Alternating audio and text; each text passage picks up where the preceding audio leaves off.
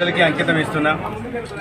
వాళ్ళు నేను బయట వ్యక్తిని అయినప్పటికీ గుండెల్లో పెట్టుకుని చూశారు, ఆశీర్వదించారు.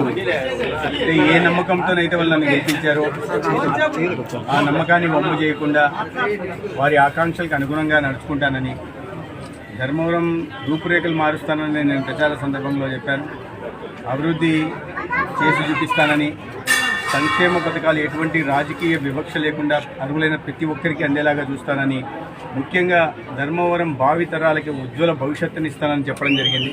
ఇవాళ రాష్ట్రంలో కేంద్రంలో కూడా ఎన్డీఏ ప్రభుత్వం ఏర్పడింది. ఆ రెండు ప్రభుత్వాలు ధర్మవరంలో కూడా ఎన్డీఏ అభ్యర్థి గెలవడం ఈ ధర్మవరం నియోజకవర్గానికి ఒక శుభసూచకంగా నేను భావిస్తున్నాను. ఈ 5 ఏళ్ల అరాచక పాలనకి ప్రజలు గట్టిగా సమాధానం చెప్పారు, గుణపాఠం నేర్పారు.